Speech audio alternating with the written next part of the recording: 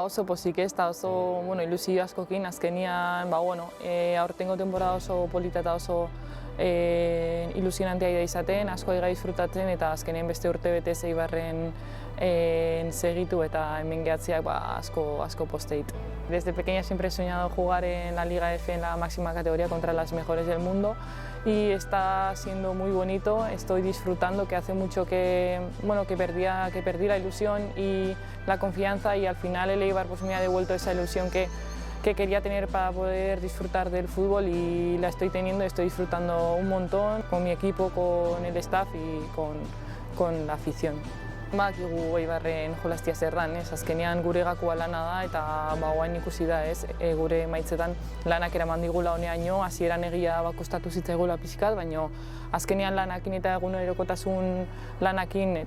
taldean giro honakin eta elkarrekin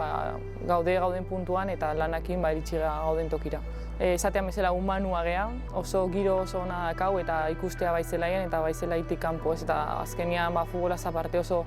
garrantzitsua iruditzen zait olako bestuarioa edukitzea, gauza positiboa da eta horrek sumatu itegu egunerokotasun batian, bai pertsona jolasteunak eta ez duena jolasten, eta azkenean hori nik uste lana eta hori dela gakoa ez. Todos sabemos que en el fútbol hay distintos roles y que cada persona pues, representa uno de ellos, ¿no? Siendo realistas, pues a todos nos gusta jugar, pero a veces por los motivos que sean, pues no es así. Yo, por ejemplo, al llegar al Eibar, pues me tocó vivir ese rol que no lo había vivido casi nunca y me costó mucho aceptar ese cambio y ese rol que era nuevo para mí. Pero bueno, al final creo que es lo mejor que me ha pasado pues, por todo lo que he aprendido en este tiempo. Pienso que es el trabajo que me ha llevado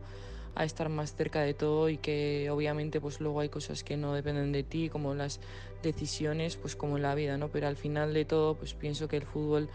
no es solo jugar el fin de un partido, sino los momentos y recuerdos y las personas que vas viviendo a lo largo de todo este tiempo.